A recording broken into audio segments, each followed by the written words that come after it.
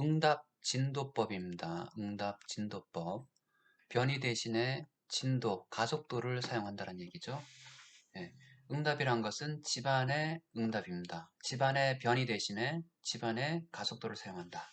자, 응답 변이법, 응답 진도법입니다. 응답 변이법은 일본에서 개발돼 가지고 오랜 기간 동안 그 해설 결과가 합리적이고 뭐 보수적이다라는 것을 어느 정도 검증되어 왔습니다. 한 30년 이상. 벌써 1974년도니까 벌써 50년이네요.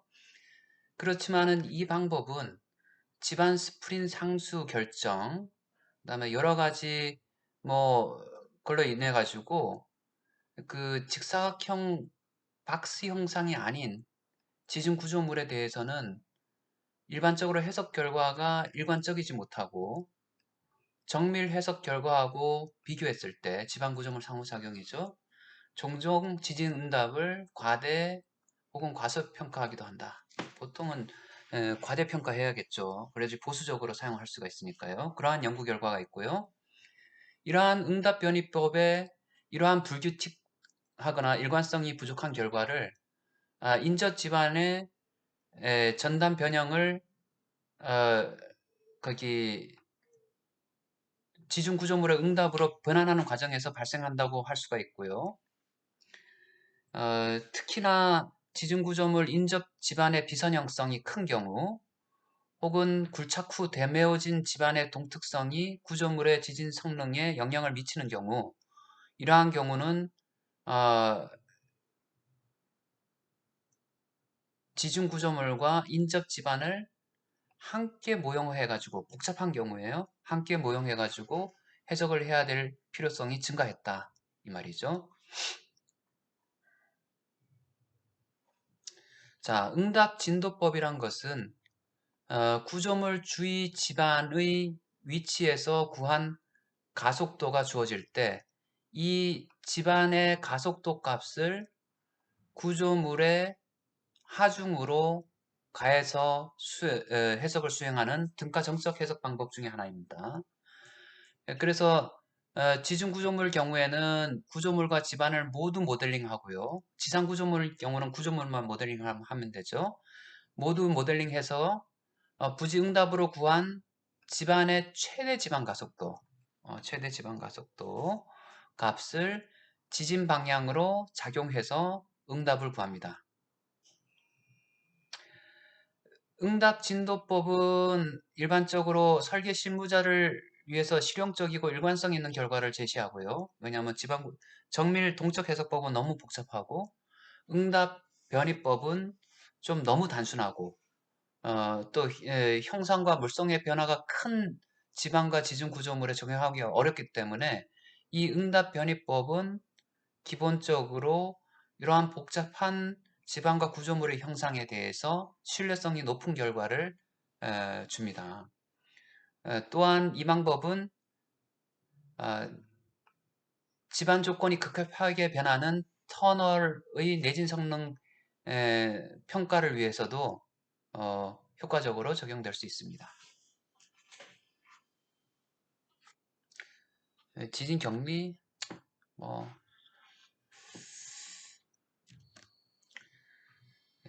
터널을 지진 격리하는 경우는 거의 없는 경우인데 그래서 응답 진도법은 서로 장단점이 있습니다. 그래서 구조물과 주위 집안 또 유한 요소로 모델링 해야 되기 때문에 다른 응답 변이법에 비해서 다소 이제 해석 비용이 증가할 수 있지만은 그렇지만 유한 요소법에 익숙한 엔지니어라면은 직사각형 단면뿐만 아니라 임의 단면에 대해서도 응답 진도법을 적용할 수 있기 때문에 어느 정도 일관성 있는 해석 결과 아, 익숙한 해석 결과를 얻을 수가 있다. 그러니까 익숙한 방법을 사용해서 유한 요소법을 사용할 수 있다면은 그 다음에 구조물 주위의 지방과 경계 조건의 비선형성을 효과적으로 표현할 수 있다. 전체적으로 유한 요소법을 사용해 가지고 모델링 할 수가 있으니까요. 그래서 일반적으로 비정형 단면, 직사각형이나 원형 단면이 아닌 경우에 응답 진도법을 뭐 널리 사용할 수 있으면 좋겠다라는 얘기고요. 다음에 이제 설명한 방법은 이제 요 두 개, 카타야마하고 김재민 교수님, 제 이름이 들어간지 모르겠네요. 에, 이 설명한 응답진도법의 기초 이론과 절차에 대해서 정리를 했습니다. 자, 이론적인 배경은 다음과 같습니다. 지중구조물은 지방과 함께 거동을 해야 되기 때문에 인접 지반의 응답, 변이 응답, 가속도 응답에 영향을 받는다. 이고요. 그래서 이 응답을 정적으로 동적인 문제를 정적으로 치환해서 준정적으로 문제를 고려할 수가 있다. 만약에 변이를 적용하게 된다면 준정적으로 변이를 적용하게 된다면은 응답 변이법, 준정적으로 가속도를 적용하게 된다면은 응답 진도법입니다. 그래서 원래 운동 방정식은 그게 지중 구조물이든 지상 구조물이든 다음과 같이 나타낼 수가 있습니다. 이렇게 관성력, 감쇄력, 복원력, 그다음 외부 지진 하중 이렇게 나타낼 수가 있고요. 이것들을 실질적으로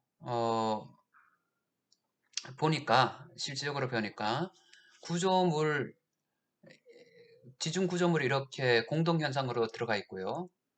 이것을 이제 자유장으로 이렇게 쭉 해석했을 때, 그 해석했을 때 이 구조물의 질량이 요 원래 있던 집안의 질량과 거의 비슷하다라고 가정했을 때, 이 구조물이 있을 때의 집안의 변형 형상이 구조물이 없을 때, 즉 자유장 집안에서의 변형 형상과 거의 비슷하고, 그럴 경우에 상대 변이를 사용하든 혹은 시간에 따라서 최대 상대 변이를 사용하든 혹은 최대 상대 변이가 발생하는 지점,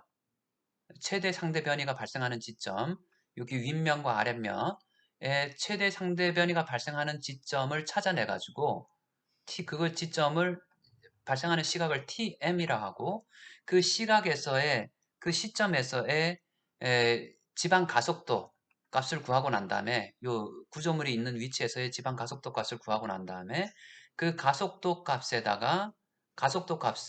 요 전체 모델링 한 데다가 준정적 거기 가속도에다가 이제 준정적 하중으로 가해주게 되면은 변형이 발생하게 되고 그때의 구조물에 발생하는 거기 부재력이 동적 해석을 통해서 최대 시점에서 발생하는 어, 거기 구조물의 부재력과 비슷하더라라는 것이 응답변이법입니다.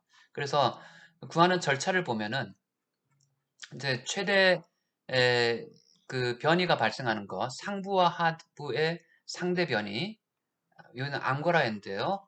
이게 공동구, 앙거의 위의 점하고 아래 점에서의 상대 변이가 최대가 발생하는 점, 하고 거기를 변이를 변형률로 바꿔주는 개수 B 값을 곱해주면 이건 최대 변형률이 발생하는 거고요. 변형률에다가 전단 탄성 개수를 곱해주면은 최대 전단 응력이 발생하는 겁니다.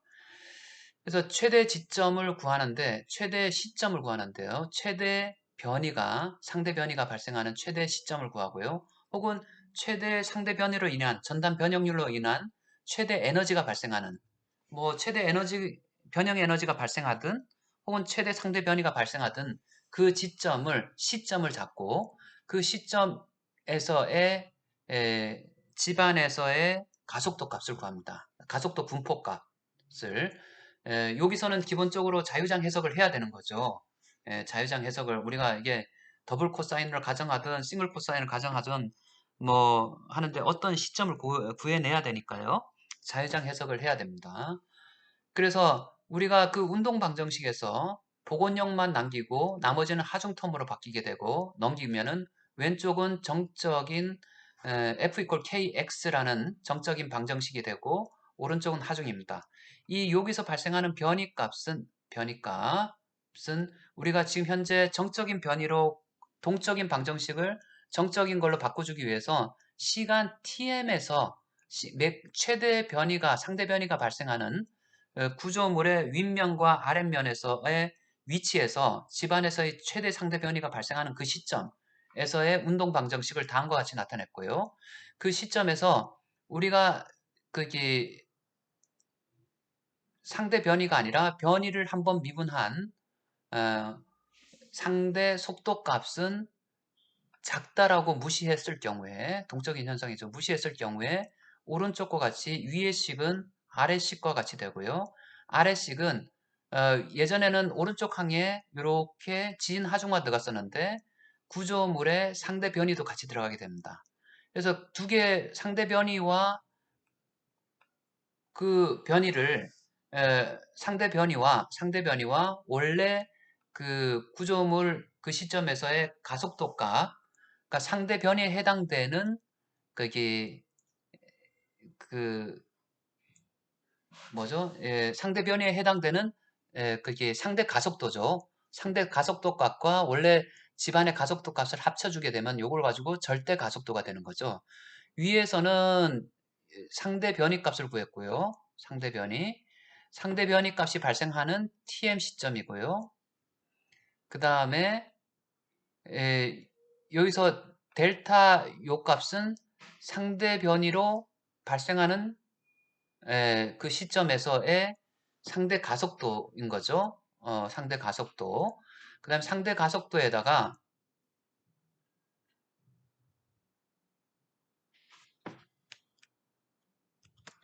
이게 상대 변이라고 써가지고 헷갈리는데 이걸 상대 가속도로 바꾸겠습니다. 그래서 집안의 가속도를 더해주면은 절대 가속도가 되는 거죠. 절대 가속. 절대 가속도에다가 질량을 곱해주면은 관성력이 되는 거고요. 관성력을 하중으로 가해주는 거죠. 이렇게.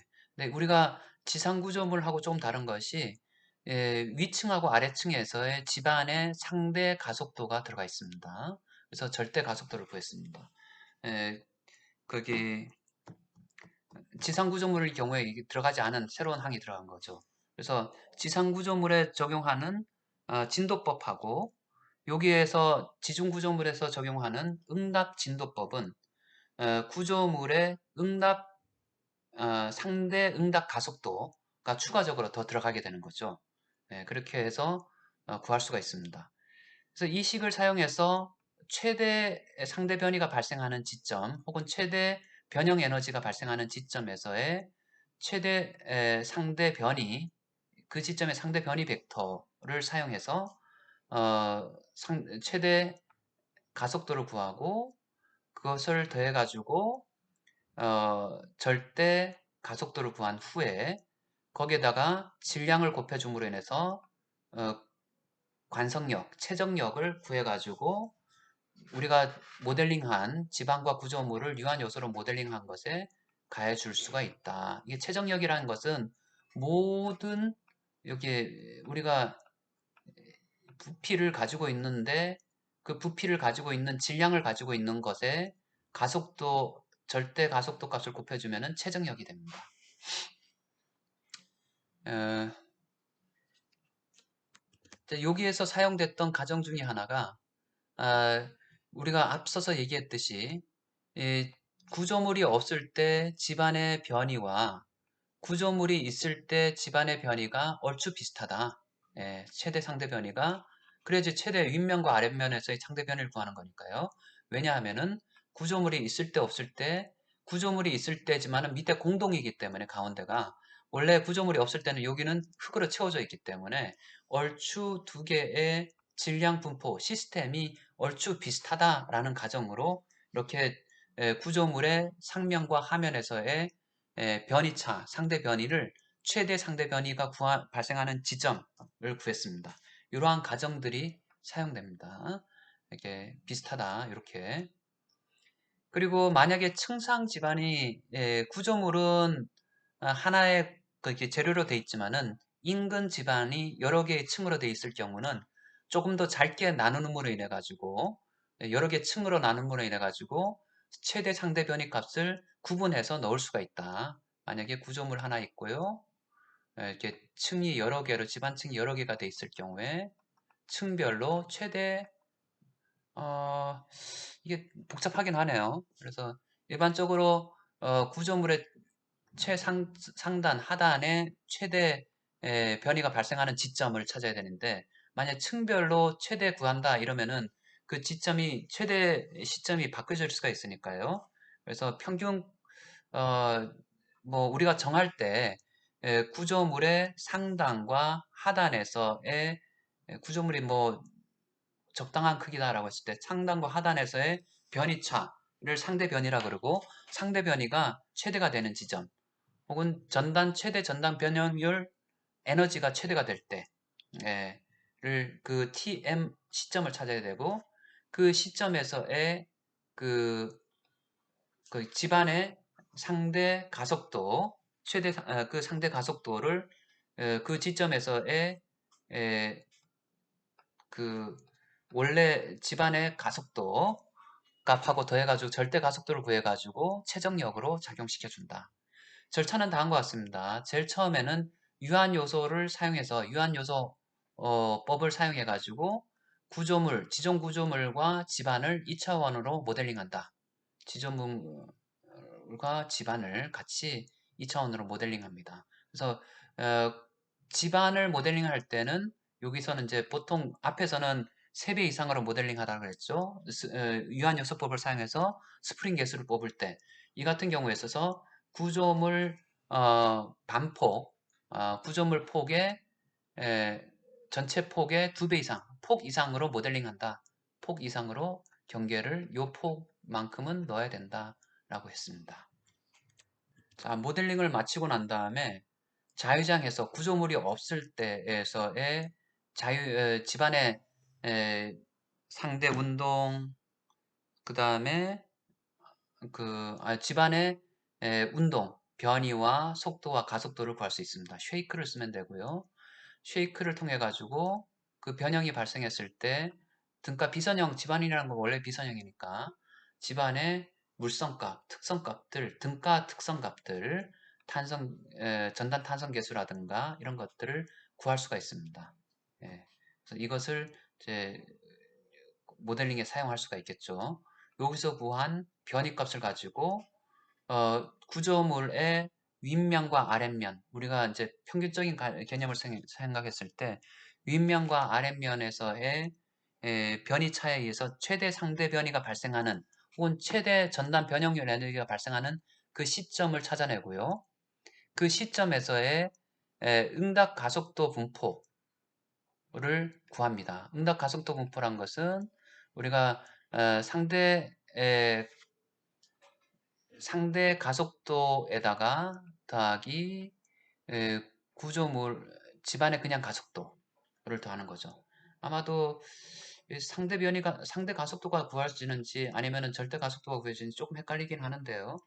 어, 여튼 절대 가속도를 구해가지고 구합니다. 그 시점과 절대 가속도 깊이에 따라 구조물이 묻힌 깊이에 따라서 그 절대 가속도의 분포를 구해가지고 이것을 이 구조물 같은 수평 측상에서 최정력, 그러니까 질량 곱하기 각각의 요소의 질량 곱하기 이 가속도 값을 곱해주게 되면은 관성에 관련된 최정력을 구할 수가 있습니다. 최정력을 유한요소법 소프트웨어에서 자동으로 계산해 주는 거죠.